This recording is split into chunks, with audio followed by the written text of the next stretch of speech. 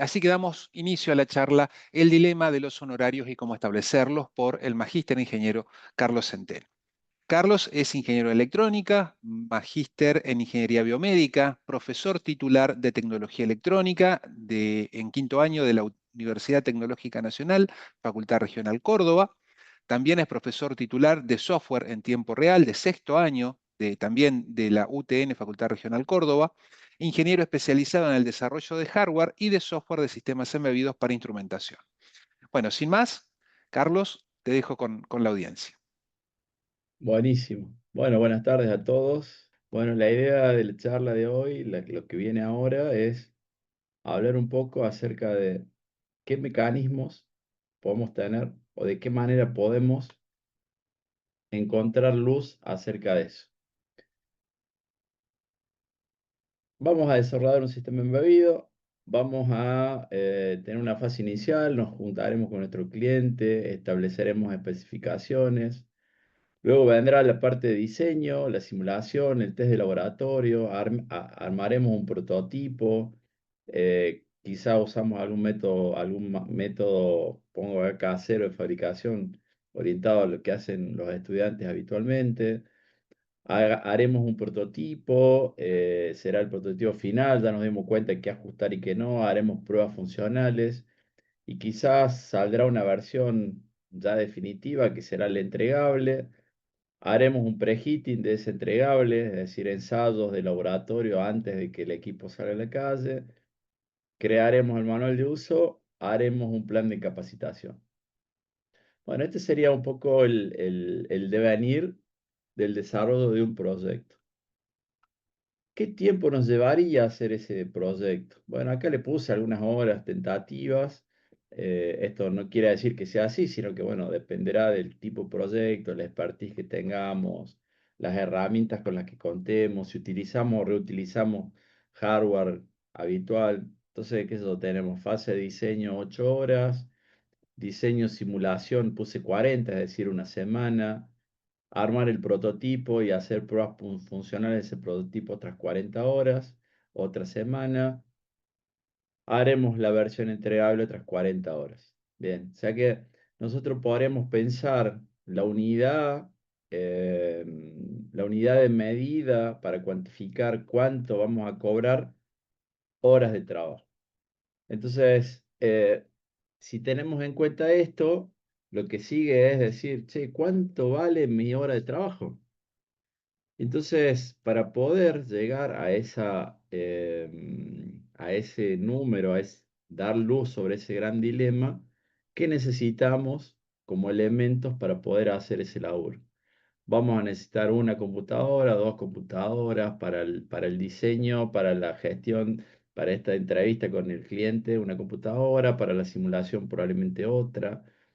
Para nuestro laboratorio necesitaremos herramientas de fabricación, componentes, algún instrumental.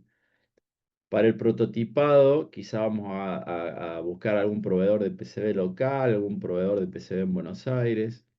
Para la versión entregable, bueno, de nuevo, el mismo proveedor local o quizás ya podemos buscar Buenos Aires o China. Entonces, fíjense que de entrada ya sabemos que necesitamos herramientas. ¿Qué es lo que sigue? ¿Cómo hacemos para establecer el valor óptimo? ¿Cuánto es? ¿Cuánto debiera pedir? ¿Cuánto debiera querer cobrar por ese trabajo de, vamos para atrás, 40, 40, 40, 128 horas? ¿Cuánto valen esas 128 horas? Entonces, para poder llegar ahí, vamos a desarrollar algunos aspectos que tienen que ver con el qué cobrar, cómo cobrar y por qué cobrar. Y al final vamos a calcular cuánto puede valer una hora de trabajo de esas 128.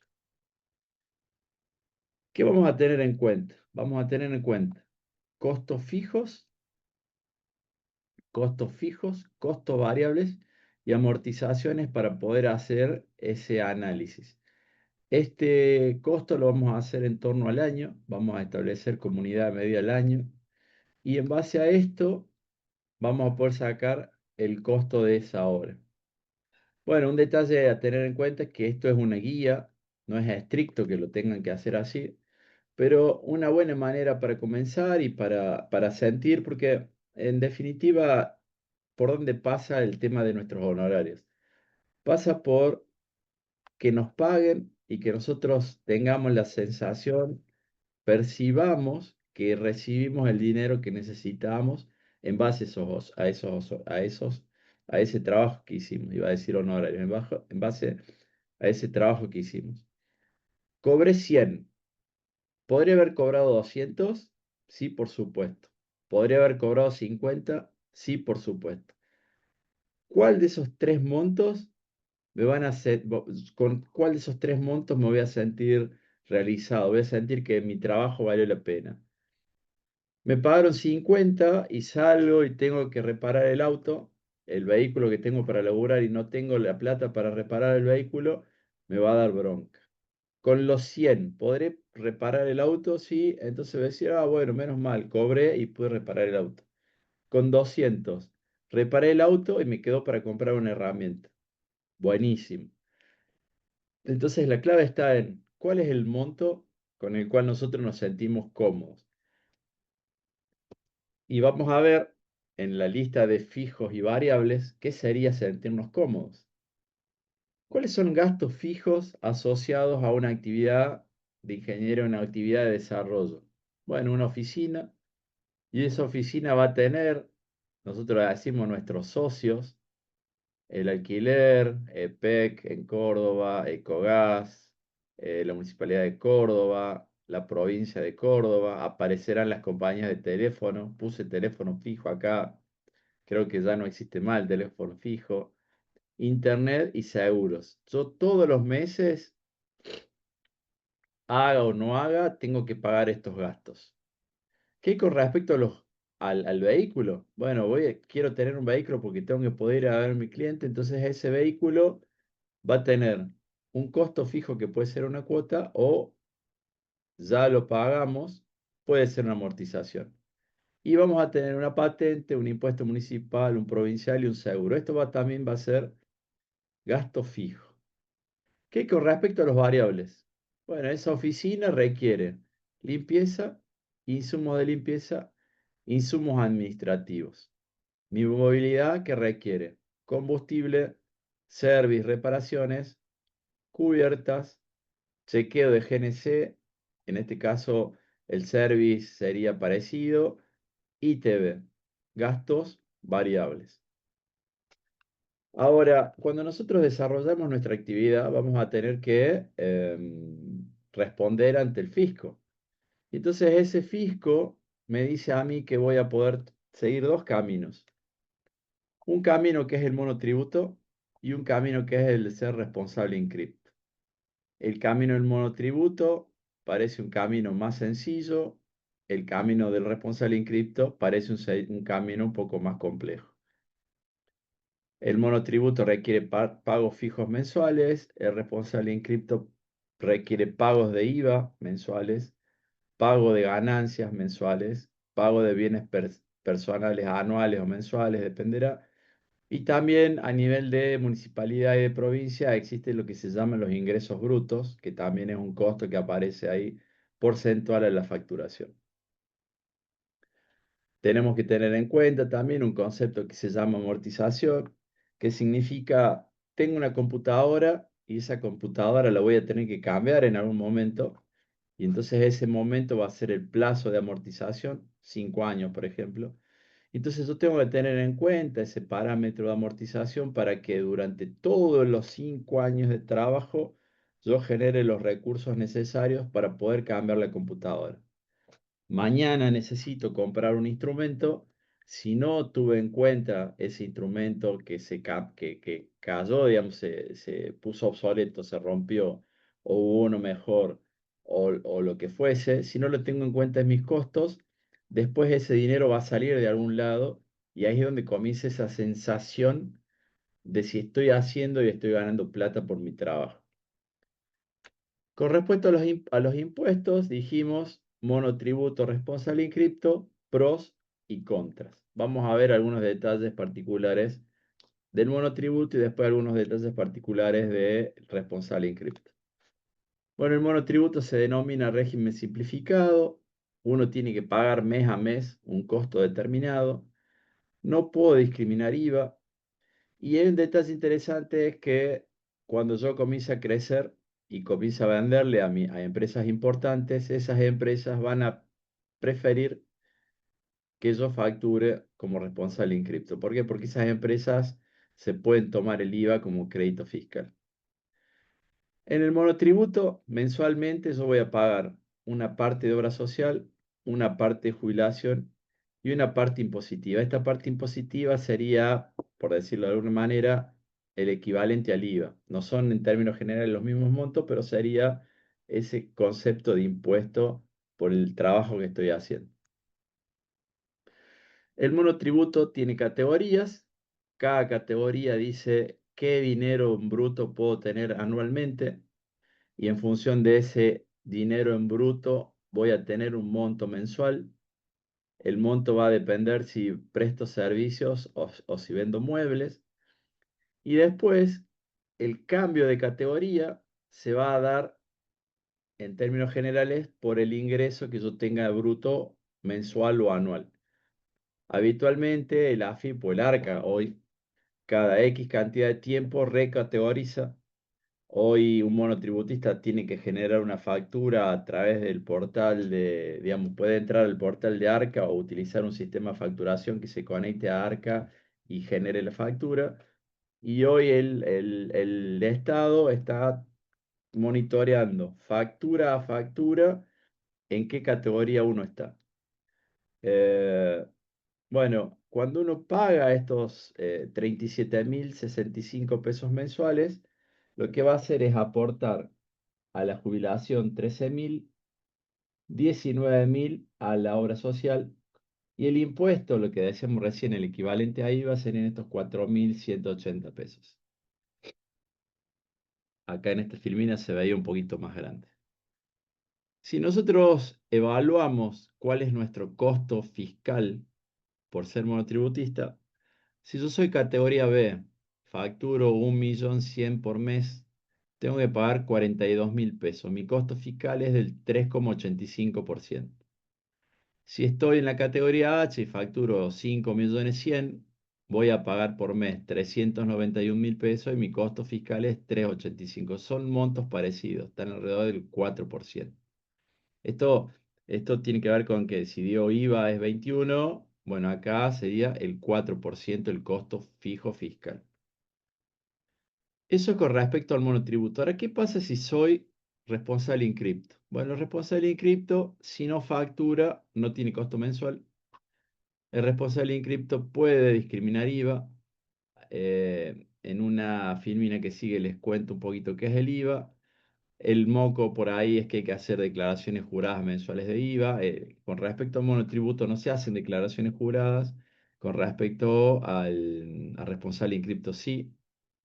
En estas declaraciones juradas uno dice cuánto compró y cuánto vendió para saber cuál es el IVA que tiene que pagar. Tiene que hacer declaraciones anuales de ganancia, tiene que sumar todo lo que hizo a lo largo de los meses y al final de año tiene que hacer una presentación que engloba un montón de datos, con lo cual acá ya requiere contratar un contador. Y para ser responsable en cripto, bueno, hay que seguir una serie de lineamientos establecidos por Arca que suelen ser mucho más complejos que si ser un responsable en cripto. ¿Qué significa ser responsable en cripto? ¿Qué significa ser monotributista? Cuando yo voy a un mostrador, ahí vi un nombre conocido, voy al mostrador de electrocomponentes, pago 121.000 pesos, compro algo que vale 100, tengo 21.000 pesos de IVA. Si soy monotributista, para mí son 121.000 pesos. Voy a ver estos dos montos, 121.000 pesos. Ahora, si soy responsable en cripto, voy a ver 121.000 pesos, pero en realidad voy a tener un crédito a favor para cuando desarrolle mi actividad de 21.000 pesos. Esto es difícil de explicar, pero bueno, vamos a intentarlo en la filmina que sigue. Hice una comparativa siendo monotributista categoría B o siendo responsable en cripto, porque siempre el dilema está en ¿Conviene o no conviene ser responsable en cripto? ¿Conviene o no conviene ser monotributista? Yo hace mucho tiempo comencé siendo monotributista y un día facturé mucho y mi contador me dijo, qué bueno, vas a ser responsable en cripto. Y mis clientes me dijeron, si no sos responsable en cripto, te vamos a denunciar, porque ya estás facturando mucho, tenés que ser responsable en cripto. Entonces ese día dije, upa, estoy en problemas. Pero bueno, con el tiempo aprendí algo y no sé si es lo correcto, si es, pero esa fue cómo lo manejé a la cuestión de ser responsable en cripto para no fracasar en el intento. Bueno, yo voy a hacer un trabajo, el cual voy a requerir materiales por 435.000 pesos y por ese trabajo voy a facturar 480.000 pesos. La suma de estos dos ítems me da 915.000 y si fuera responsable en cripto le tengo que sumar el IVA y entonces a mi cliente le voy a facturar 1.100.000. Que esto equivaldría a la categoría B, sería parecido a la categoría B del monotributo. Si estoy en categoría B podría facturar 1.097.000 pesos. Ahora bien, cuando yo compré materiales, me quedó crédito de IVA por 75.600 pesos, que es lo que estaba puesto en la factura, pero si yo soy responsable en cripto lo veo y si soy monotributista no lo veo. Como soy responsable en cripto, le tengo que sumar IVA, son 192.000 pesos, o sea que yo le voy a cobrar al cliente 192.000. Y ahora bien, aparece algo que tiene que ver con de esta plata que yo pensaba ganar, estos 480.000 pesos, ¿qué es lo que yo tengo que hacer siendo responsable en cripto? Tengo que pedir factura, tengo que hacer compras con factura, lo más que se pueda relacionado con el área en la que estoy. Entonces, de estos 480.000, gasté por 400.000 y me dieron factura por IVA por 84.000 pesos. ¿Qué significa esto? Que yo recibí 192.000 pesos de mi cliente en concepto de IVA y yo ya al Estado le adelanté 75.000 y le adelanté 84.000 cuando compré de la plata que gané. En ese balance, yo a la AFIP le tengo que dar 32.676 pesos en concepto de IVA. IVA venta, IVA compra. Si yo hubiera estado en una categoría B de monotributo, hubiera pagado monto fijo 42.616 pesos. Fíjense que en términos de monto, pareciera ser que estoy pagando menos si soy responsable en cripto. Bueno, hice las cuentas para que pareciera que estoy pagando menos, si no, queda ahí como empatado el número. Vamos con la categoría D, una categoría más alta. En esta categoría más alta, yo voy a obtener materiales por 700.000. Mi mano de obra van a ser 900.000. Materiales y mano de obra, 1.600.000. Le voy a poner IVA a ese monto. Entonces voy a tener que facturar 1.930.000. Eh, la categoría B equivale es parecida. IVA compra, IVA ventas. Fíjense que tengo 121.000 de IVA de los materiales. 336 le sumé al trabajo por el IVA que le voy a cobrar al cliente. 147.000 sería IVA de una parte de la ganancia que tuve, con lo cual el número de lo que le tengo que pagar a la AFIP es parecido a lo que pago el monto de monotributo mensual por estar en esa categoría. Digo, ¿me convendrá ser responsable en cripto o ser monotributista? Evidentemente que la parte más compleja es que este IVA crédito, estos 700.000 que están acá, es el monto que hace la diferencia si yo tengo que pagar más o menos al Estado en concepto de impuestos. Entonces, una vez que uno es responsable en cripto, va a cargar combustible, pide la factura. Contrata el teléfono, pide la factura. Compra ropa de trabajo, pide la factura. Compra insumos de limpieza, de librería, pide factura. Se hace más complejo el día a día en cuanto a que yo necesito gestionar el IVA de las compras que hice. Ahora bien, aparece lo que se llama ganancias, ¿no? Entonces, hay una tabla que dice cuáles son las categorías. Y esas categorías hablan de un rango de ganancia neta acumulable de 0 a 1 millón, de 1 millón a 3 millones, de 3 a 4. Y según donde caiga, va a ser el monto fijo que voy a tener que pagar, el porcentual que voy a tener que pagar sobre el excedente de ese porcentual. Acá hay un número que no, parece que no están bien estos números, pero bueno, no importa, sigamos. Se me debe haber chipoteado algún cero ahí, me parece. ¿Cómo sería cuando soy responsable en cripto y entra ganancias en juego? Bueno, entonces tengo mano de obra, materiales, 145.000, mano de obra, 120.000. ¿Cuánto es lo que yo pensaba ganar por ese trabajo? 120.500 pesos. Entonces, la mano de obra más los materiales me da un IVA. Esto es lo que yo le voy a facturar al cliente, 320.000 pesos. Tengo el IVA crédito, 25.000. Tengo el IVA débito, 55.000. Significa que le tengo que pagar al ARCA 30.000 pesos, la diferencia. Y ahora tengo que ver qué pasa con ganancias. Tengo factura 320.000, pero para poder facturar eso gasté en materiales 145.000 y pagué el IVA, que son 30.000 la diferencia. Y entonces la ganancia imponible acumulada son 145.000. Quiere decir que, y esto también es parte del juego cuando uno es responsable en cripto, que todo lo que uno consume tiene que ir a parar acá, porque lo que uno consume es gasto, entra en este ítem materiales. Entonces uno capitaliza herramientas, capitaliza el auto, capitaliza la oficina, el instrumental, computadora, todo eso viene acá. ¿Para qué? Para que la ganancia imponible acumulada sea menor. Entonces, con este número, 145.000, entro a la tabla y digo, estoy acá abajo. ¿Cuánto me quedó neto? Re poquito, nada. Entonces, ¿qué tengo que pagar? 0% de impuesto fijo, 5% de este valor. ¿Cuánto va en concepto de ganancia entonces? 7.290 pesos. Haciendo un balance, ¿qué me dice? Facturé 320.000, gasté en materiales 145.000, pagué en IVA 30.000, puse 7.000 de ganancia, ¿cuánto me quedó neto, libre de gastos, de impuestos? 138.000. ¿Cuánto pensaba ganar? 120.500. Parece que la cuenta da, digo, al menos estoy ganando lo que pensaba ganar. Ese es el concepto, digo, si yo puedo ganar sumando los impuestos lo que pensaba ganar, me tengo que abstraer del concepto de impuestos.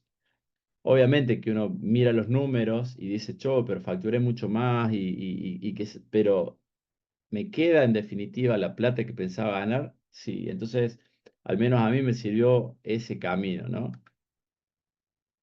Vamos con otro ejemplo. 1.500.000 en materiales, 2,5 millones lo que pretendo ganar, hago la misma cuenta, facturo, hago débito, esto es lo que tengo que pagar de impuestos de IVA, ganancia imponible acumulada, 2.812.500. Entro con este valor a la tabla, me queda por aquí, entonces tengo que pagar este monto fijo más el 9% de la diferencia. Entonces el monto fijo está aquí, 81 más el 9% de la diferencia entre esto y 1.600.000. Entonces, facturé casi 5 millones, gasté 1,5 millones en materiales, pagué IVA, pagué impuestos a las ganancias y me quedaron 2.600.000 neto libre de gastos. ¿Era la plata que yo pensaba ganar? Parece que sí. Entonces, de nuevo, acá la clave, ¿dónde está cuando uno es responsable en cripto? Obviamente que es mucho más complejo, hay que llevar un control exhaustivo de todo lo que uno ingresa, de todo lo que uno egresa, pero si uno tiene en claro cuál es el monto de dinero que pretende cobrar y el resto es impuesto, bueno, es fácil de llevar adelante la cuestión de los impuestos, es fácil estar al día con los impuestos. Ahora bien, ¿cómo sabemos?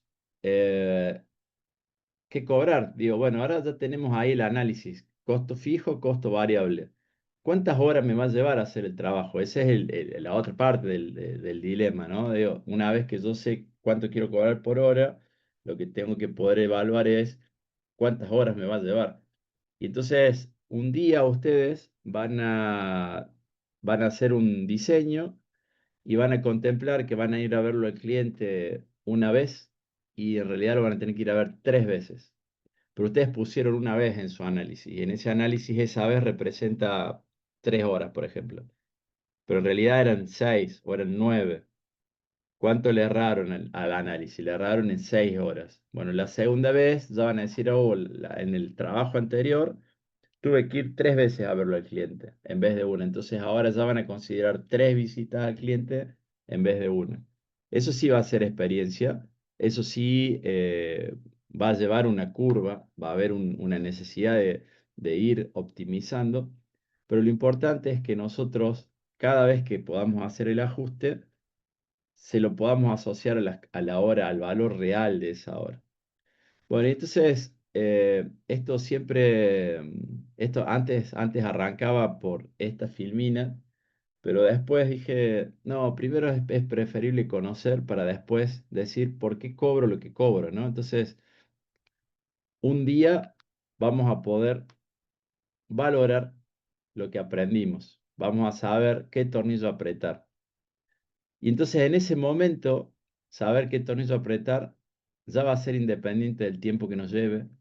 Y entonces ese día va a ser el día en el que nosotros vamos a cobrar el mejor valor posible de la hora de trabajo. Em, Tenemos que poder, a ver, hace no mucho tiempo hablaba con mi cuñado y me decía, es jefe de planta y charlamos de cuánto valía el día de trabajo.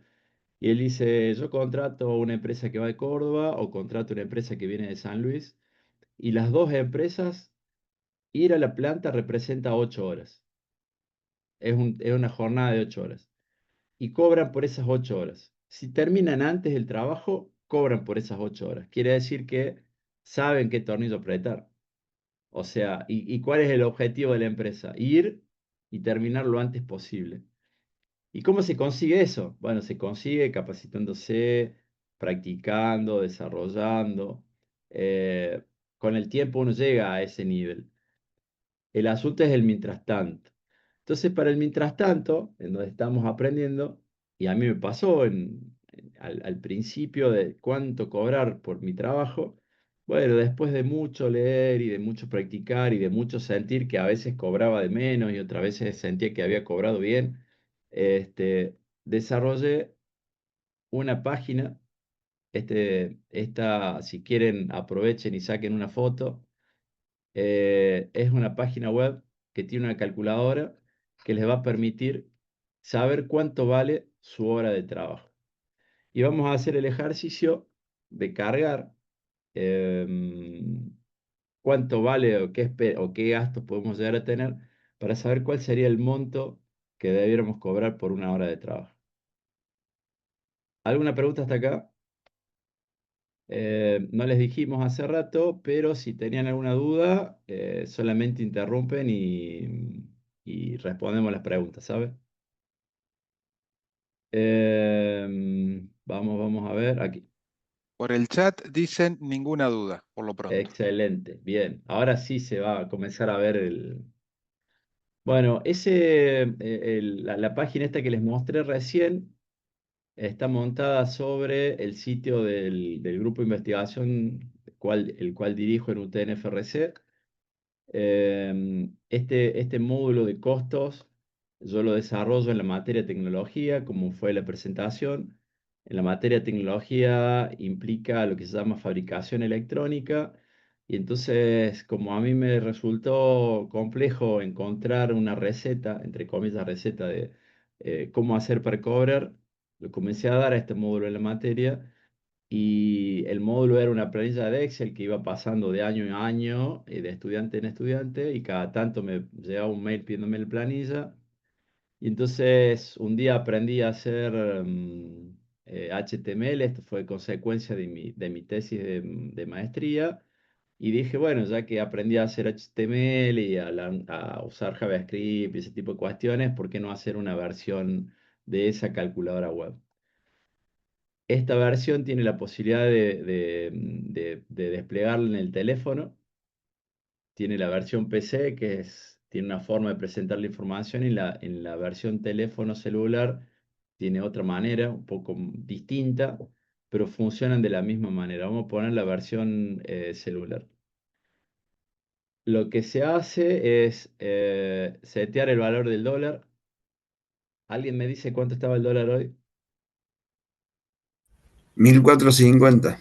1450. ¿Cómo le va, José? Tanto tiempo. ¿Y cómo pasa el Eh, tiempo? Impresionante. Nos vamos poniendo viejos, ¿yo? 3 minutos más viejos. Muy bien. Ponemos el valor del dólar y la idea es que yo voy a ir completando, vamos a desplegar estos paneles y vamos a ir completando datos en este panel, y acá al final me va a decir, acá a la izquierda abajo me va a decir cuánto vale la hora en dólares de trabajo. Los paneles tienen amortizaciones, costo fijo de oficina, costo fijo en sueldos, movilidad, costos fijos y variables. Hace una sumatoria y me dice cuál es el valor acá al final de todo. Entonces desplegamos el panel de amortizaciones, decimos que vamos a tener un auto. Este auto, ¿cuánto puede valer un auto? ¿Les parece bien 16 millones como para comenzar?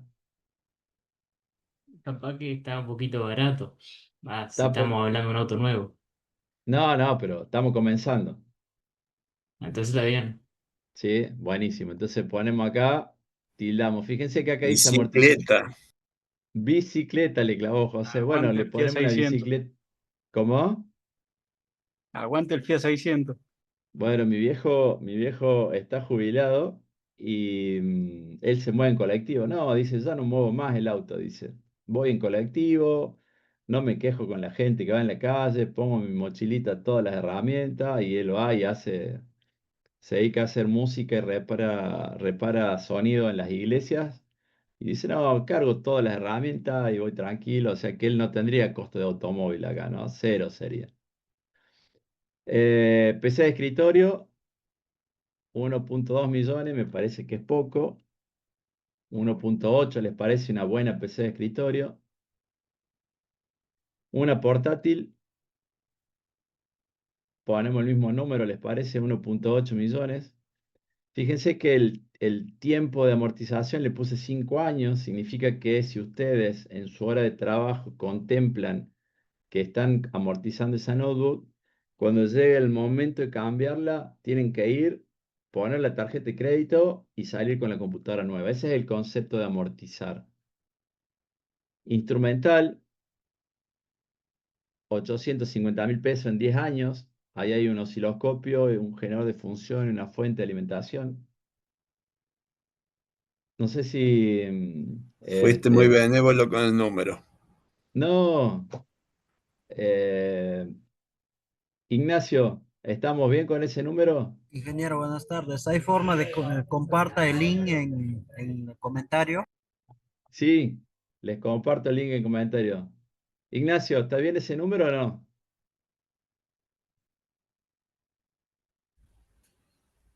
A ver si nos escucha Ignacio, de Electrocomponentes. Saratnik.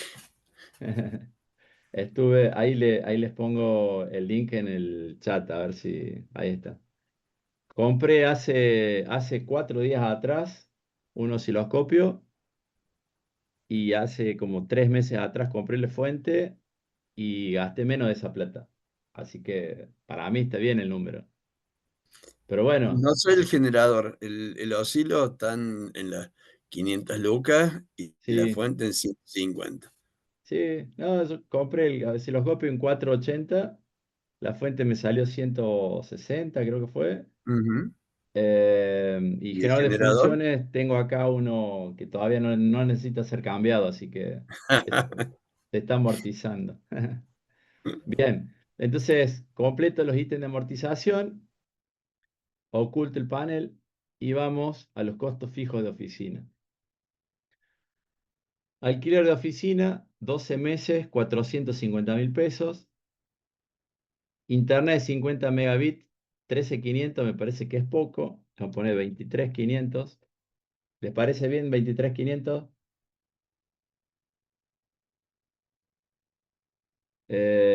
Telefonía celular, 24, 12 meses. Fíjense, frenemos aquí antes de seguir cargando datos. Fíjense que el número acá a la derecha, a la izquierda abajo, dice $4.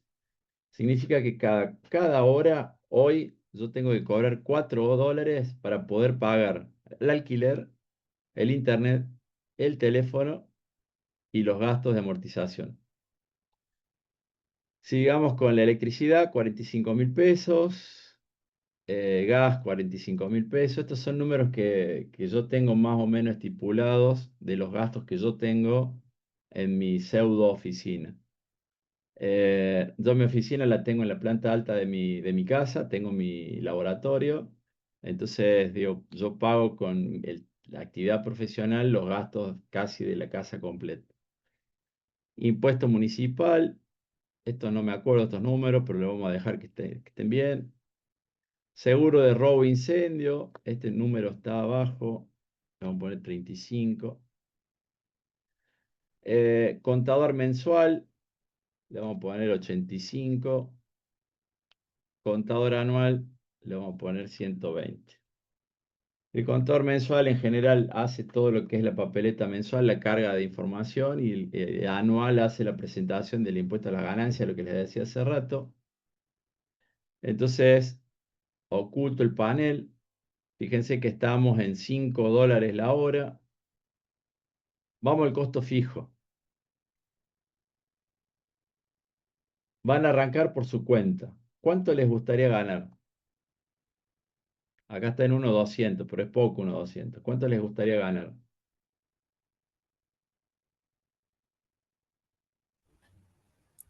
Y tírale 1.8 o 2, más o menos. Ah, bien. No, yo le puse 1.82. Le pongamos 2.500. ¿Le parece? Dale. Un junior en Córdoba, en una de estas empresas que hace diseño, cobra más o menos ese dinero. Eh, Después te cuento, preguntarle al Seba Agüero después. Ah, sí. ¿Vos de dónde sos, José? También de la misma empresa donde él se fue, Apa. ¿Vos estás ahí o- todavía. o- Ah, bien. Sí, sí, conozco la historia.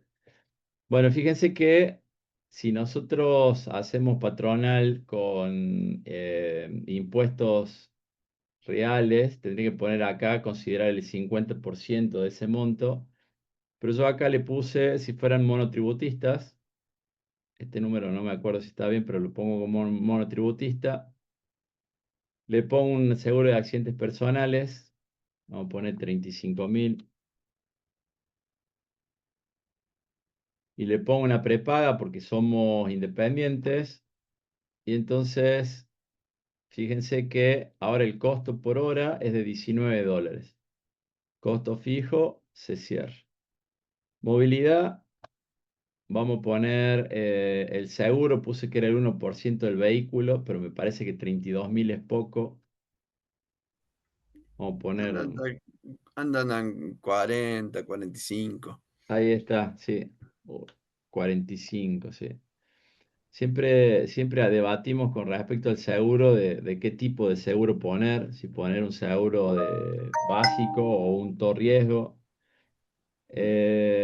Impuestos provinciales, renta, algo de eso, Perdón, patente, respecto a sí, eso del seguro, sí, si vas a usar el vehículo como profesional y tenés mucho más a nivel de riesgo, porque tenés mayor cantidad de movimiento por día en la ciudad. sí, Entonces, sí hay que pensarlo ya más tirando hacia el precio del seguro del taxi, por ejemplo, sí. O, para nivelar el riesgo. sí, yo en particular, desde que tengo auto, pago un seguro con franquicia.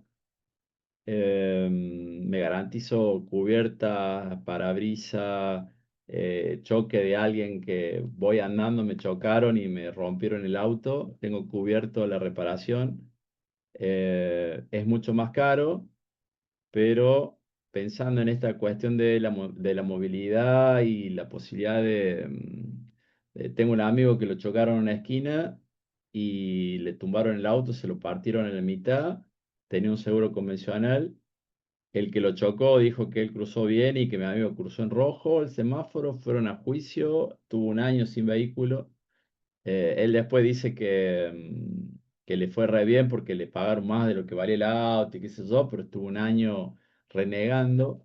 Entonces, una buena cobertura de seguro permite estar cubierto con un montón de cuestiones, hasta la misma cuestión judicial.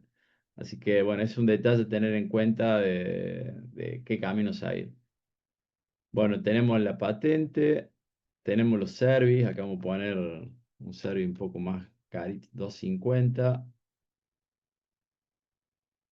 Voy a poner cubiertas. Hasta hace un tiempo atrás no lo teníamos en cuenta el tema de las cubiertas y un día me tocó ir a evaluar cuánto tenía que poner en cubiertas y ahí dije, lo tengo que comenzar a considerar. Entonces agregamos el prorrateo de cubiertas en el análisis. Combustible, considerando 15.000 kilómetros por año a 10 kilómetros por litro, en número redondo, a 1.480 el litro.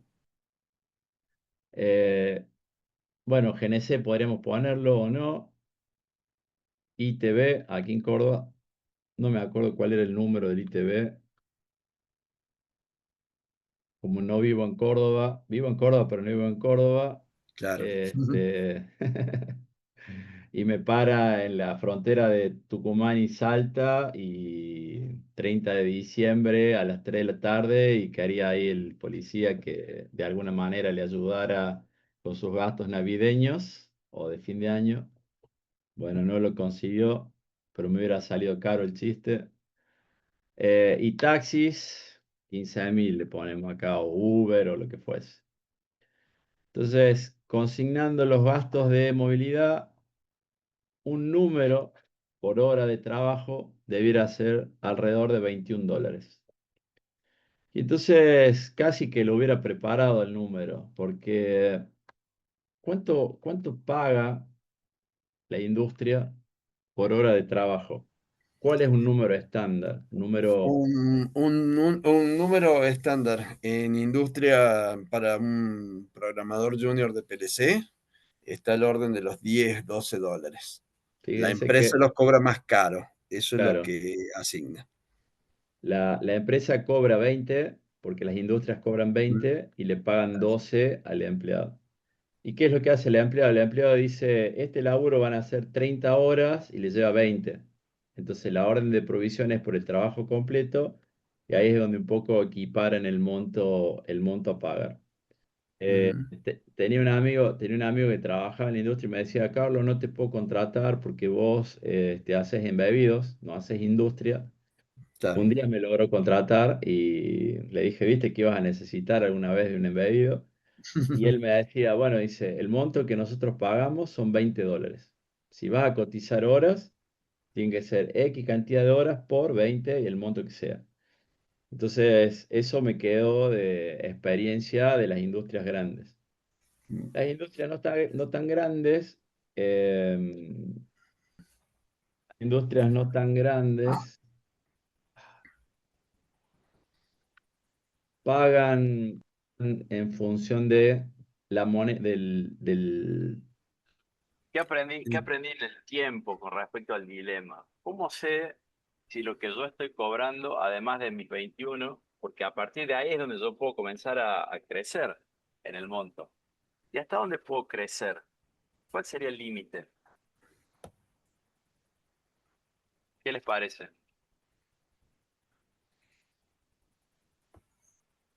Y el límite es ya a nivel de competencia. A Si nivel de estás más caro de tu competencia. competencia o no. Yo sé que tendría que salir a ver cuánto cobra la competencia. Bien. ¿Y qué Ujú, otra cosa? ¿Cuál es el otro límite? Porque a veces uno tiene un cliente y el cliente no sabe cuál es la competencia. Bueno, ¿qué aprendí? Aprendí con el tiempo que cuando uno cobra menos de lo que tiene que cobrar, el cliente ujú. contrata al toque. cuando uno cobra por demás de lo que uno tiene que cobrar, el cliente regatea.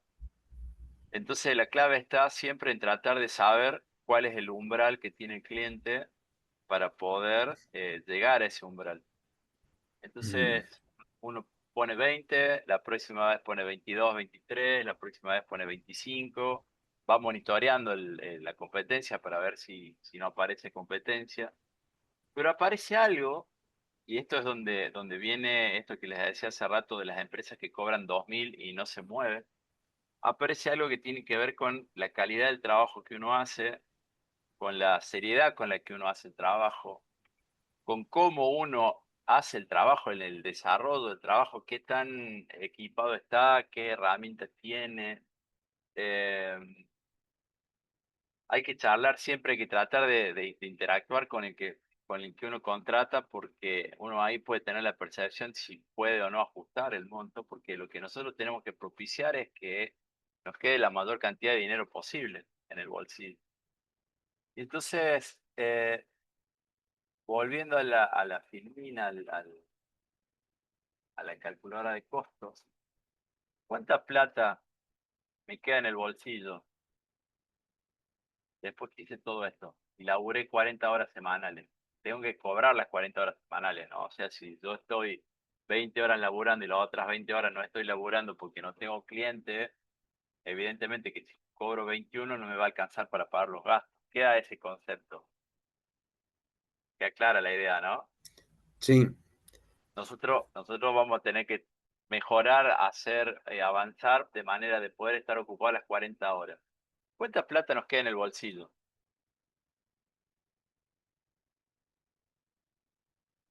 Esta pregunta la hice una vez y tú, se supone que es lo que vos habías, para las 40 horas, se supone que es lo que vos habías buscado cobrar como sueldo. exacto.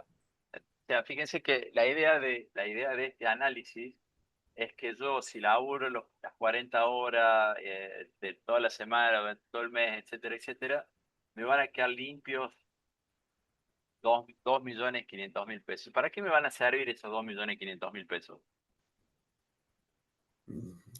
Para vivir. Para vivir, ¿no? Pero todo el resto va a estar cubierto. Tengo cubierto el vehículo, tengo cubiertas las herramientas, tengo cubiertos los impuestos, tengo cubierta la luz, el agua, el gas. Entonces, si nosotros hacemos un buen balance, sacamos el número correcto, no vamos a tener que sacar de estos 2.500.000 para comprar las cubiertas. ¿Por qué? Porque las cubiertas estaban por aquí, ¿no? En la movilidad. Yo estuve juntando para la cubierta. Obviamente que yo voy a tener una partecita de este monto todos los meses que se va a sumar a los 2.500. Entonces, en definitiva, ¿qué me va a quedar en el bolsillo? 2.800. Los Sí, 300 esos de diferencia, ¿dónde tendrían que ir a parar? y a una cuenta donde la puedas acumular y que no te la coma la inflación, porque si no ahí tendrías que haber entrado con un punto más de cálculo. Exactamente. Bueno, ¿yo qué hago habitualmente? A esta planilla la verifico cada 2 meses, cada 3 meses. Voy cargando y voy viendo a ver si tengo que hacer o no tengo que hacer algún ajuste. O antes de cotizar algún laburo, me fijo si estoy bien con el monto o si lo tengo que ajustar. Lo importante acá, y eso lo dijiste, José, lo que es amortizaciones, y en el caso de las cubiertas, que acá arriba tendría que haber entrado la cubierta en amortizaciones, ese es dinero que nos ingresa, pero que va a salir en algún momento, que no va a salir ahí precisamente. Fíjense que acá tenemos 24 millones, no, 2.400.000 en amortización por año. Si yo ese dinero lo pusiese en una cuenta y tengo la suerte que los osciloscopios que no se rompen 5 y se rompen 7, o no se rompe más, porque era bueno, ese dinero va a ser ahorro. Entonces, si uno logra entender el flujo, uno puede estar al día con los gastos y tener la sensación de que está ganando plata por el laburo que está haciendo. Que es básicamente por lo cual estamos, ¿no? El día a día nos lleva a A que necesitemos trabajar porque queremos viajar, porque queremos cambiar el auto, porque tenemos que pagar la luz, porque hay que pagar la cuota de los chicos de la escuela. O sea, los 2.500.000 serían para la cuota de los chicos de la escuela. ¿Sí? Ujú. ¿Alguna pregunta? Eh, Ahí lo único que no vi que pusieras, Sí, perdón, perdón tanta hegemonía con el discurso, em, es el tema de algún tipo de aseguramiento de vida o aseguramiento de espacio de trabajo. Viste que, por ejemplo, cuando entras en la industria, sí, te corren todos los sistemas de seguro de seguridad y higiene. sí, sí, sí, Eh, sí.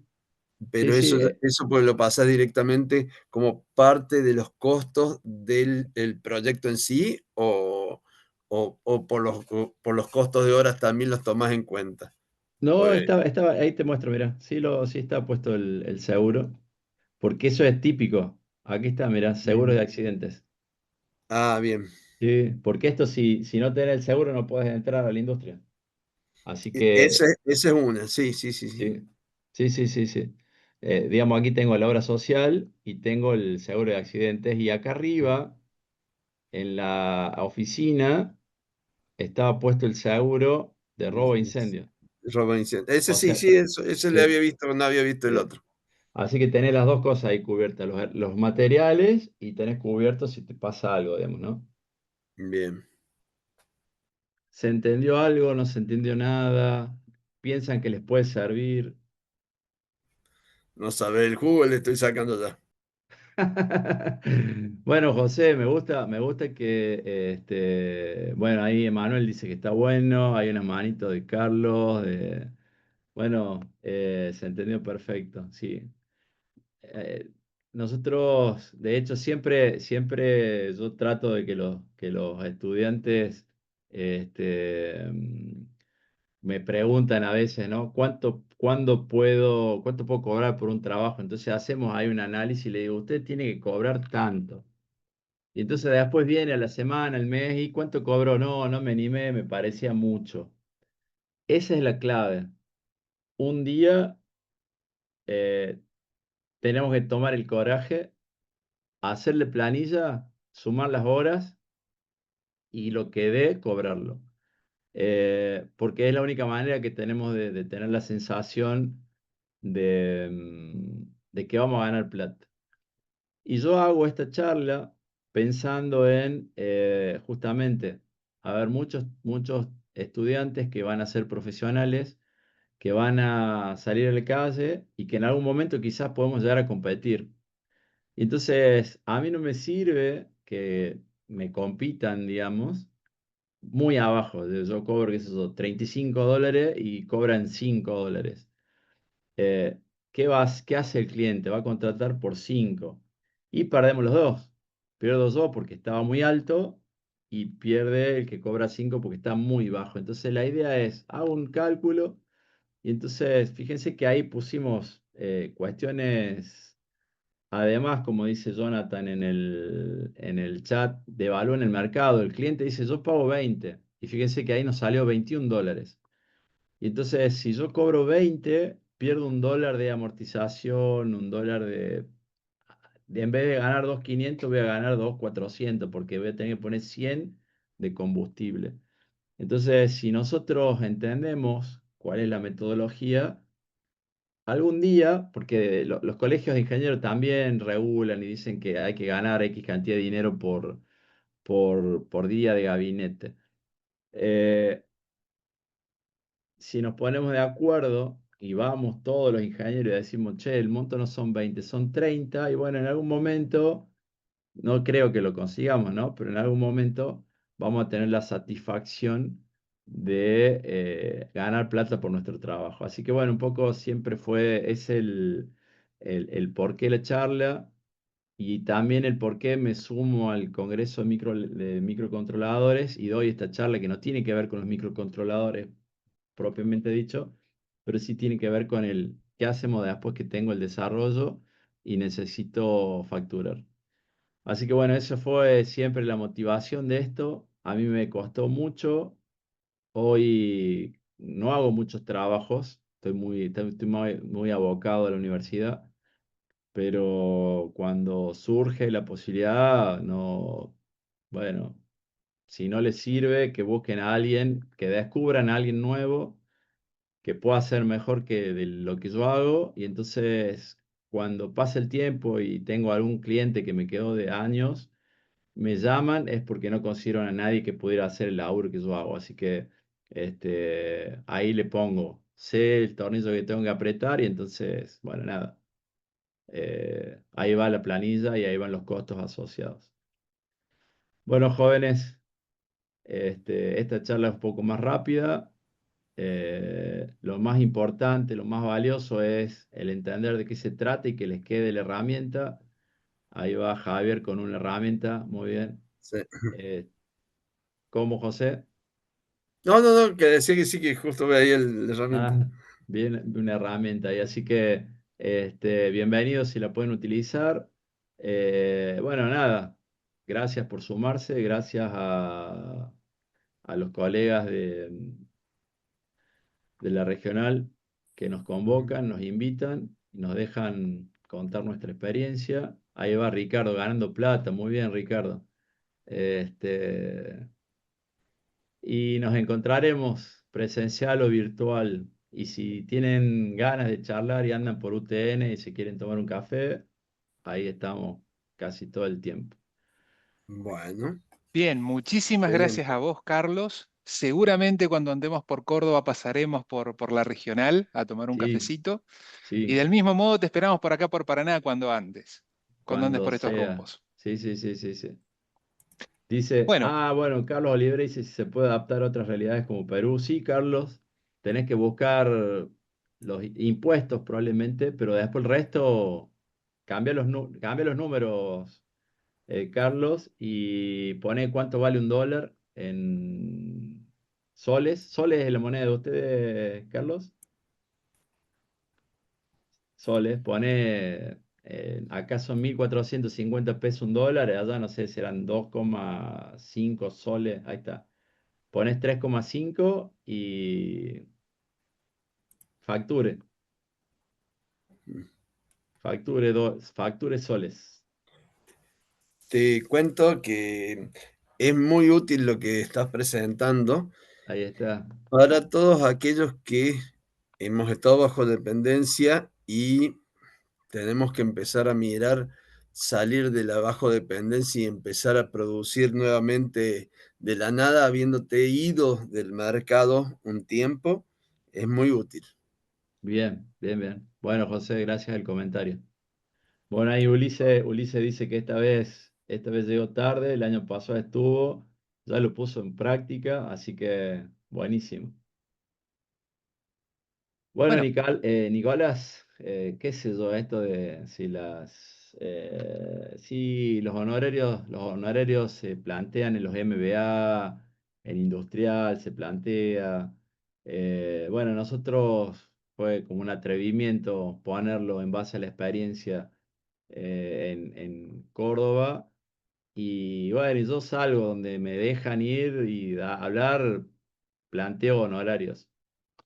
Podría contar lo que hacemos en el grupo, podríamos contar, qué sé yo, hacemos determinación de la parasitemia en muestras de sangre fresca en ratoncitos de laboratorio infectados con Chaga, por ejemplo. Pero me resulta más interesante en este rol de formador que tengo, me resulta más interesante contarles a quienes van a ser ingenieros o técnicos o idóneos, me resulta más interesante que tengan una mirada de cómo analizar los honorarios y que sientan que por el trabajo que hacen ganan plata. Este, así que bueno, gracias por el comentario también, Nicolás. Claro. Bueno, sí, sí, Ebert. Lo que creo que nos hace falta es un poco de valor para cobrar lo que hay que cobrar. O sea, siempre hemos considerado quizás muy por debajo de lo que deberíamos de cobrar, lo que normalmente pensamos. No sé cómo explicarte, pues, pero nosotros somos muy dados a pensar que cobro mucho y tal vez, o sea, somos ingenieros, pues, o sea, y tenemos que armarnos de ese valor para cobrar lo que hay que cobrar, pues, o sea, el punto es que siempre pensamos que mucho, que demasiado, no sé qué va a decir el cliente. Entonces, pienso yo que si estamos entregando un buen trabajo, una muy buena mano de obra, o sea, que calificada, pues, o sea, no es cuestión de que no sabemos lo que estamos haciendo. Entonces, creo yo que nosotros tenemos que aprender a valorar nuestro trabajo y a cobrar lo que hay que cobrar, pues. Pero sí, o sea, pienso yo que necesitamos ese valor para hacerlo. La parte más difícil, Herbert, es, che, cuando me sale, qué sé yo, 2,5 millones. ¿Cómo le digo al cliente que son 2,5 millones?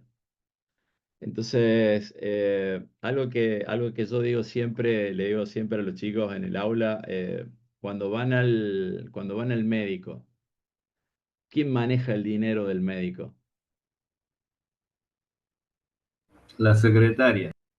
O sea que la cara mala, visible de esa transacción comercial de esto del dinero es la secretaria.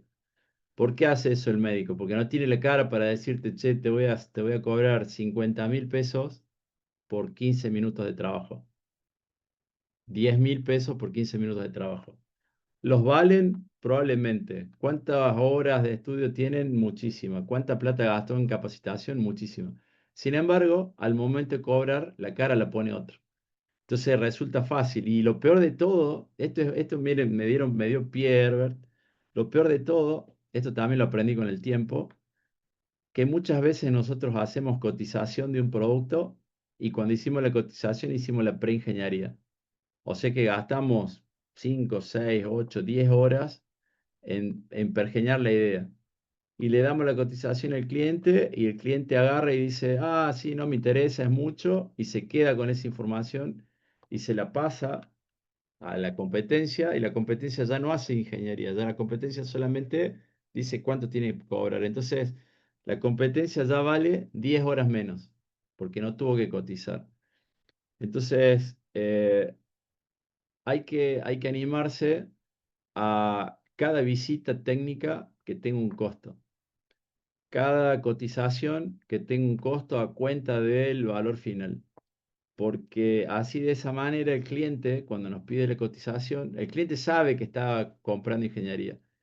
El cliente cuando te pide la cotización y vos le cobras la cotización, está jugado, dice, bueno, a ver, quiero saber cuánto me va a salir, no, si lo va a hacer al trabajo. Quiere saber cuánto.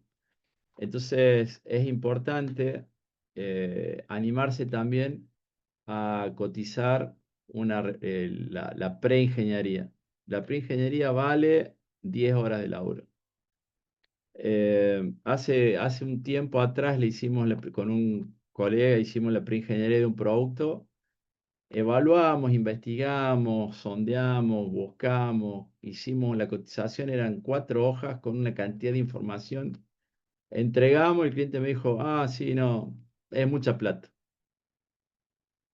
Y estoy seguro que ese cliente hoy tiene ese producto con la preingeniería que hicimos nosotros. Y ahí dormimos. Ya dormimos nosotros porque pensamos que nos habían convocado porque hacíamos buen laburo, porque teníamos buenas referencias. Sin embargo, nos encontramos con alguien que era comercial, digamos, ¿no? Que manejaba el concepto de ganar dinero mejor que nosotros. Así que ahí dormimos la siesta mal. Entonces, quizás hay que trabajar, hay que gastarse el tiempo en la charla, así el comentario de qué va a ser, de cuánto vale en términos generales y si el número es razonable, recién ir a los bifes como para no gastar el tiempo de preingeniería y que el cliente lo mire y lo use para otra cosa. Así que bueno, el comentario de Herbert y Ricardo me parece que también vienen de la mano. Nos tenemos que animar. Bien, te hago una pregunta, Carlos. Sí, ¿El sueldo de la secretaria está incluido dentro de la planilla? En la planilla, Porque mira, sería conveniente también incluir a la secretaria. escucha, mira, ahora te digo cuánto vale una hora de trabajo con secretaria. Espérate, dame que vuelva el Zoom y comparto. Sí, sí, porque ¿qué ocurre cuando uno va con un asistente? ¿Cuánto cobro? Voy yo y mi asistente, ¿cobro 2 horas o cobro una hora? Y no, es una hora técnica tuya y una hora administrativa de la otra persona. Bien, sí, estaba pensando en otra cosa. Acá está el empleado, Daniel era, perdón. Sergio, Sergio, Sergio. acá está el empleado Sergio. 12 meses, ¿cuánto le vamos a pagar a la secretaria o al empleado? Suponete 1.500.000. Este es un buen sueldo de secretario. Y le vamos a pagar en blanco. Entonces, bueno, este sueldo del empleado, como no queremos tener lío con la FIP ni con los juicios y demás, incluye, fíjense que no hay una tilde aquí, incluye el 50% de impuestos varios y también incluye la cesantía y el sueldo anual complementario. Fíjense que la hora se fue a $34. De 21 pasó a 34. 21 a 34. O sea que, fíjense que, como decía recién José, ir solo implica 21 y si voy con mi ayudante podrían ser 42, pero si al ayudante le pago serían 34, o sea que sería el 50% más o menos del valor por persona. Sergio, ¿viste? Sí estaba en la planilla. Ah, Mm, bien, bien, bien, bien. sí, sí, sí, sí, sí. Bueno, este también es un dilema existencial. Yo alguna vez tuve la posibilidad de... Y decidí no hacerlo. Estos también son modelos de negocio, digo, ¿no? Si uno quiere crecer, La manera de crecer es teniendo empleados. va a hacer el doble laburo en el mismo tiempo, gana un poco más de dinero. Bueno, al menos yo decidí no seguir por ese rumbo y siempre lo que hice lo hice solo y cuando requería ayuda contraté a alguien en forma temporal. Pagaba seguro, pagaba por hora de trabajo, pagaba el almuerzo, los viáticos y así resolvía cuando necesitaba alguna ayuda. Ricardo levantó la mano. Ricardo Cortés. Y Muy después buenas vamos con... tardes, ¿me escuchan?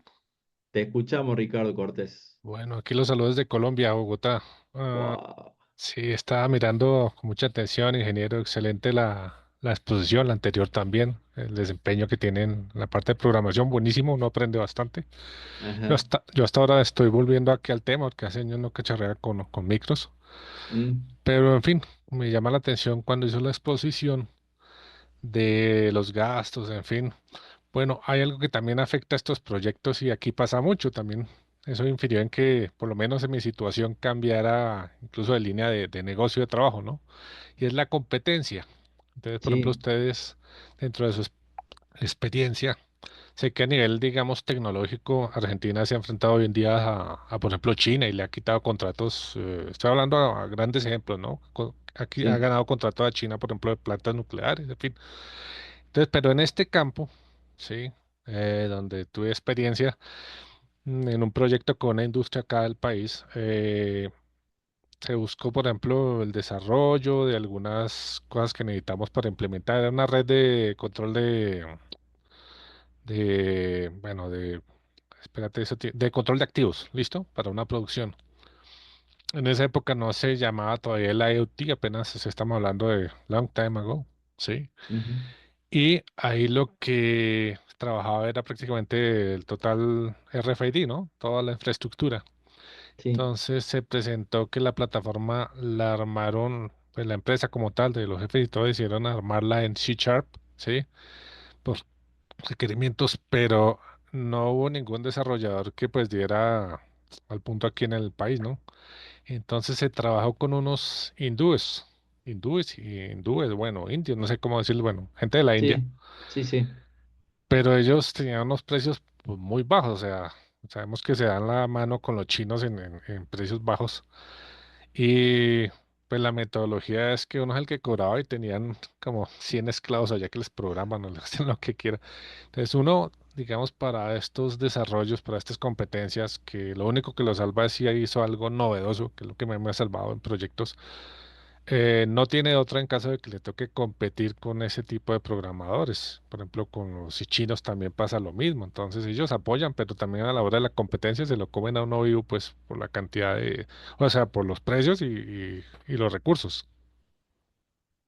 Sí, bueno, hay una realidad que tiene que ver con la competencia y en esos aspectos es brutal.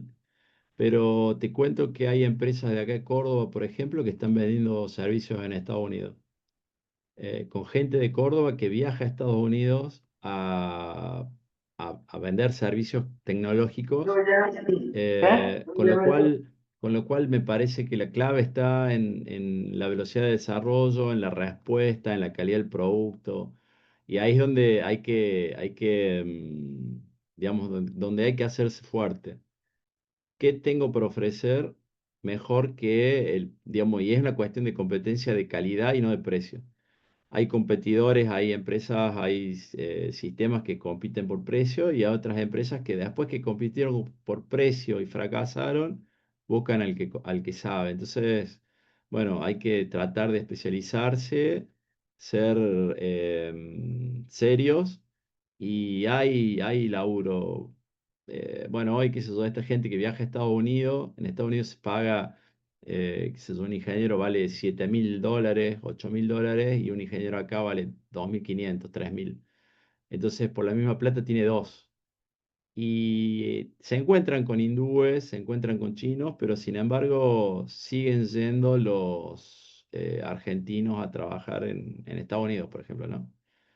Así que la competencia es feroz, pero creo que si uno puede estar preparado, existe la posibilidad de competir por calidad. No sé si iba por ahí la cosa, Ricardo. Sí, claro, es que es como Sí. buscar alternativas para que uno pueda trabajar en este campo porque, Ujú. como te digo, es complejo y habiendo vivido esa realidad latente, fue un poquito frustrante, ¿no? Y de ahí me retiré, me dediqué a hacer otras cosas. Sí, bueno, eso también como te va condicionando, ¿no? Yo, en algún momento, y ya te dejo pasar, Ricardo Maldonado, en algún momento trabajaba haciendo diagnóstico por imágenes, hacía servicio técnico, instalaciones, movidas, y renegaba muchísimo para cobrar. Y un día un estudiante me convocó a la fábrica donde trabajaba él, que tenían un problema técnico, y fui, resolví ese problema técnico y me comencé a ir para esa área y logré poner embebidos, no sistemas PLC industriales, sino logré poner sistemas embebidos en distintas industrias de cosas muy puntuales que justamente un embebido o un sistema embebido valía lo mismo, un sistema compuesto por 4 o 5 equipos valía lo mismo que un solo sistema industrial. Entonces al cliente le ofrecí la posibilidad de hacer dos caminos y optó por el embebido. Y sin darme cuenta, ese embebido me llevó a 4 versiones a lo largo del tiempo. Y en cada versión fui agregando cosas, aprendiendo cosas, desarrollando tecnología y seguí ganando dinero, digamos. Y me abrió la puerta a hacer cuestiones industriales. O sea que sí es cierto que también por ahí hay que reconvertirse, ¿no? Hay que estar ahí preparado para el desafío del cambio. Salí de un área y me metí en un área distinta. Me gustó, mucho más previsible. Te dicen que te van a pagar un día y ese día llega y te pagan. Y en el área de salud te decían que te iban a pagar y ese día nunca llegaba. Así que también hubo la necesidad de reconvertir. Vamos con Ricardo Maldonado, que levantó la mano hace rato. Hola Carlos, ¿cómo te va, che? Bien. Pues sé que entré tarde ahora, no alcancé a escuchar el principio, no sé si habrás tenido en cuenta, no sé si tenés en cuenta en realidad que el salario vital mínimo y móvil. No sé si viste el índice ese que es por hora. No sé cuánto Sí, está, actualmente no sé cuánto está, pero ese era un índice que teníamos en cuenta acá en La Rioja nosotros para más o menos evaluar un trabajo, ¿viste? Así rápidamente. ahí está, ahí está. Probablemente porque el salario mínimo va a estar alrededor de 850.000, me parece, y acá el monto que consideramos era 2,5 millones, o sea que el monto debiera ser mayor, acá en el cálculo este. Eh, lo importante, Darío, diste, no, Ricardo Maldonado, me gustó porque, bueno, yo soy salteño y entonces cuando escucho tonadas que no son cordobesas me emociona un poco. Lo importante, más allá de la herramienta y más allá del monto, es tener una Vamos, Salta. referencia. Eso, ahí está Pablo Cazuela, sí, genio, Pablo Cazuela, todos los días nos cruzamos. Eh, lo importante es hacer el análisis. O sea, no ir y cobrar porque sí, sino, che, ¿cuánto vale? ¿Contra qué me comparo? Si logro hacer ese análisis, voy a estar más cerca del valor real. Si no lo hago el análisis, siempre voy a quedar lejos, siempre voy a perder. Yo digo siempre perder plata, ¿no? Perder plata significa gané 2.500, 2.500.000 por decir un número, y no tengo que pagar la luz, tengo que pagar el gas, tengo, y cuando me doy cuenta me quedan 400 en el bolsillo. Y estoy amargado porque necesitaba 500 y me quedaron 400. Entonces lo importante es tener algo de referencia. El valor más cercano a la realidad va a depender de un montón de factores, pero si hacemos el análisis y después lo trasladamos, como decía recién Herbert, lo trasladamos al cliente, vamos a estar más cerca del monto que nos hace felices. Vamos con Darío Díaz. Esto parece una charla de coaching, ¿no? ¿Cómo andas, Carlos? ¿Todo bien? Bueno, Todo- muy interesante la charla, la verdad que muy buena con el tema este. Un poco la duda ahí y un poco también entrar en el debate de la situación. Mencionaste por ahí una consulta a un médico. Sí, Lo que tiene el médico por ahí es un colegio médico especialista que por ahí le fija un poco los honorarios. Y acá en Córdoba, bueno, yo soy de Río Cuarto, acá en Córdoba tenemos el Colegio de Ingenieros Especialistas y es un poco en la que no estamos viendo medianamente qué es lo que hace el Colegio de Ingenieros en esa parte, ¿no?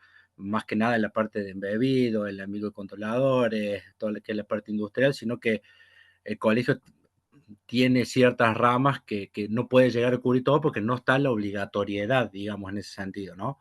es así, ¿Qué claro. opinión tenés al respecto de eso y qué podríamos estar haciendo un poco también? No solamente en Córdoba, que hay un colegio de especialistas, sino que también hay varios colegios que pueden incluso hasta nuclear a nivel nacional, ¿no? Sí, sí. Bueno, hay rubros de la ingeniería que están regulados, que sí o sí tenés que pasar por el colegio, y el colegio ya te pone el mínimo. Y entonces el colegio es nuestro árbitro, sería la secretaria del médico, ¿no? Es el que interviene y dice, che, el ingeniero que es especialista tiene que ganar 5 millones de pesos. Y por lo tanto, el monto diario son 224.000 pesos. Y cuando te contratan, ya sabe que tenés que poner esa plata. ¿Por qué? Porque la obra tiene que salir aprobada por el colegio. Es decir, por ejemplo, Sí, visada, tiene que estar visada, digamos. el arquitecto dice, ¿cuánto cobro? Entra a un portal del colegio arquitecto y dice, voy a hacer esto, esto, esto, esto, y va llenando casilleros y le dice cuál es el valor mínimo. Y se supone que ese valor mínimo es el que le permitirá al arquitecto vivir piola, ¿no? Vivir bien, vivir sin apuro, teniendo un auto, pagando los gastos. Bueno, el Colegio de Ingenieros tiene reguladas algunas actividades, pero esta en particular, la del desarrollo de embebidos, la del desarrollo de software, no es muy explícito porque no hay ¿cómo sería? La obligación, iba a decir. Obligatoriedad, la Ahí está. obligatoriedad. No es obligación ir al colegio, entonces no hay nadie que nos diga cuánto es lo mínimo. Y ahí es donde viene el, che, ¿por qué? ¿Cuánto cobramos? Nicolás dice, entonces tenemos que mejorar los colegios de ingenieros y técnicos. De hecho, los técnicos, los electricistas, por ejemplo, están mucho más organizados y están las tablas y dice, cambiar un toma corriente vale 14.850 pesos. Porque cambia 2 tomacorriente en 1 hora y entonces en 1 hora gana 36.000 pesos, que equivale a ¿cuántos dólares? A 20. Entonces, el técnico dice, che, si yo laburo 1 hora y cambio 2 tomacorriente, gano los 21 dólares que saqué en la planilla. Soy piola, laburo muy bien, laburo muy rápido, cambio 3 tomacorriente en 1 hora, entonces gano 45.000 mangos por hora, entonces gano 30 dólares la hora, más o menos. Ahí está la clave. Si nos organizamos, bueno, podríamos establecer que existen mínimos.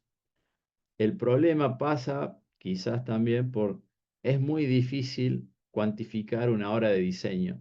Y de diseño embebido, de diseño de PCB, de ruteo, de fabricación. Es muy difícil hacerlo. Entonces, sería difícil tabularlo. Cuando uno va a la industria y dice, che, el módulo son 8 horas, va y está para 8 horas. Chao. Claro, pero por ahí pensaba el hecho de que haya una regulación por parte, no es para echarle en contra al colegio, sino que prácticamente algunos ingenieros o algunas actividades no están, los ingenieros no están matriculados, entonces no se compensa o no se hace un balance prácticamente de todas las actividades, ¿no? Exacto, Que es un poco por exacto. ahí. Sí, El sí, colegio sí. siempre está abierto o por ahí tiene que haber alguna ordenanza más alta que pueda regularizar la de todos y todos tengamos esa misma vara, ¿no? Como sí tienen los técnicos, que me Sí, parece que no es la parte esa donde estamos faltando nosotros, digamos, los sí, que sí, algunos sí, no estamos sí, sí. matriculados, otros sí, y no estamos organizándonos, digamos. De hecho, Darío, pusiste un detalle no menor, es que si hacemos acá de cordobeses, que somos ingenieros, ¿quiénes estamos, o Buenos Aires también, Copitec, ¿quiénes estamos matriculados? Es voluntaria, no es obligatoria la matrícula. Por ley sí tendríamos que estar matriculados, pero no hay una obligación, iba a decir de nuevo la palabra esa difícil, obligación con el colegio. Sin embargo, cuando prestamos servicios en el Ministerio de Salud, para poder entrar al hospital teníamos que estar matriculados en el colegio. Entonces, el ente del Estado le obliga al otro ente del Estado a regular y velar por la seguridad de las personas que reciben la prestación de los servicios de ingeniería. En ese caso es más fácil porque ya al estar obligado uno ya puede tabular un monto mínimo y entonces ese monto mínimo cubre esta expectativa que estamos evaluando. Creo que sí hay que trabajar un poco más en llegar al colegio, en evaluar, como dijiste recién, debatir, poner sobre la mesa qué se podría tener en cuenta para considerar cuánto vale 1 hora de ingeniería en desarrollo de embebidos, por ejemplo, ¿no? O incluso, por ejemplo, concientizar no solo al colegio o a los ingenieros en ese caso, sino también a los usuarios, que muchos usuarios buscan cuál es el bolsillo más barato, pero nadie le está diciendo, che, te conviene contratar a un matriculado, uno que esté matriculado, que sabe que está regulado bajo ciertas condiciones para poder trabajar dentro, en este caso vamos a hablar de la provincia de Córdoba, ¿no? Sí, Pero, sí, sí, sí, pero sí, bueno, sí, sí, así sí. como el médico, está el médico trucho y voy a decir, no, yo me voy a ir a un médico que está matriculado porque hay alguien que lo está Sí, respaldando, si no, sí, puede el perder hasta médico, su che, matrícula o Darío, título, ¿no? sí, Darío, el médico trucho no existe porque si abre un consultorio y no tiene matrícula, lo llevan preso, entonces está obligado a matricularse, con Claro, lo claro, cual sí, sí, sí. la tarifa mínima, el honorario mínimo por hora está establecido. ¿Alguna otra consulta? Me gustó porque parece que estábamos ahí y se armó el tole tole. Gracias a la gente de Colombia, de Perú que participaron, más la gente acá de Córdoba. La verdad que está buena la sensación de contar algo y que trascienda los límites de la provincia. Con lo cual, bueno, si no hay más dudas, consultas, gracias de nuevo por los aportes. Ojalá que les sirva la calculadora, ojalá que podamos transformar y ganar un poco más Ingeniero, disculpe una consulta que le corte a última hora. Con respecto al cambio de moneda, Porque yo de acá de Perú y ustedes allá con pesos que manejan, Sí, ¿cómo lo haría en caso de la paginita? Porque él lograba abrir y estaba jugando. a ver, dame un segundo, pongámosle página y bueno, acá desde Costa Rica. Fua. Les dejo mi mail y mándenme mail ustedes que vienen de otros países, así me siento ccenteno@gmail.com. A ver. Pero le iba a mandar un mensaje a, ¿cómo es que se llama? Al 064. Ahí está. A Jonathan Valdés, vamos directo al grupo completo. Bien. Ahí les mandé el mail. Vamos a ver, vemos la página. ¿Quién era? ¿Quién era? ¿Dónde estás? ¿Dónde estás? Víctor era, ¿no? Sí, Víctor Robles. Dame un segundo, Víctor, que ponemos la página y... ¿Era de Perú, Víctor, lo tuyo? Sí, de Perú, de Perú. Bueno, le pongamos 3.20 Mira. y a ver cuánto nos dio. 15.590 dólares. Bueno, habría que ver, che. Ah, no, pero lo que pasa es que los números son muy grandes acá. Va a tener que bajar los números acá. ¿Un auto cuánto vale en Perú, Víctor? Vendiendo, pues está entre 27.000, 20.000. De segunda uno está desde 15.000 para... Bueno, ahí 27. A ver, dejemos solo 27 y pongamos el monto de remuneración. A ver, un sueldo. Y veamos qué nos da en dólares. A ver. Ahí estoy destilando todo. Miren, si después de la próxima charla, ahora tenemos acá de qué país sos, elegí el país, te calcula la moneda, todo. Chao. Sería como muy fantástico. A ver, Víctor. 27.000 el auto y ¿cuánto sería un sueldo? ¿Cuánto gana un ingeniero haciendo ingeniería? Más o menos.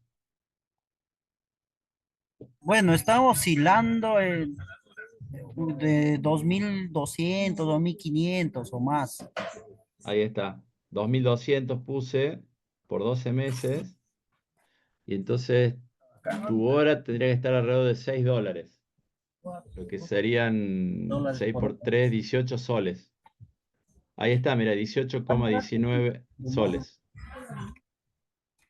Son Nuevo. números más chicos, pero se puede hacer. Seguramente te estaba dando números muy grandes, Víctor, ¿no? Sí, sí. Ajá, porque estaban puestos, estaba tildado algún valor de estos intermedios. Tenés que hacer que caigan todos estos números. Pues una PC de escritorio debe valer 1.200 soles, más o menos. Bueno, por decir, yo uso una timpa que están más o menos 4.000, 5.000 soles. 4.000, bien. 4.000 y entonces la ThinkPad es la portátil. Sí, Bien, o sea que una de escritorio puede salir lo mismo. Fíjate que estás alrededor de 6 dólares. Vas a ver que casi con seguridad después que completes todo esto te va a dar 20 dólares la hora. claro, ¿no? ¿Sí? Claro. Muchísimas gracias, ingeniero. Voy a seguir jugando ahí, a ver. Dale, Víctor, un gusto. De igual manera. España, dice Jonathan Work, ¿es así? Jonathan Valdés. Fua, qué hermoso, qué hermoso. A ver Sí, si sí, sí. México. Muy bien, muy Bueno, bien. soy de Cuba, pero ahora estoy trabajando en España, así que Ahí está, muy bien. Qué hermoso. La verdad que para Daniel, Raúl, qué lujo que tengamos gente distribuida de habla hispana, México también acá, de habla hispana, participando de estas reuniones. Sí, Bueno, realmente es un gente, honor, sí, bueno, digamos, la participación de personas asistentes de tantos países. Y bueno, y tu participación, Carlos, también, que nos has acompañado una vez más. Y bueno, ya te comprometemos para el año que viene también. vamos, vamos, nos seguiremos encontrando. No sé si vamos a estar disponibles en tiempo, pero sí, vamos a hacer el esfuerzo. Vamos a hacer el Bueno, esfuerzo. Muchísimas Gente, gracias a todos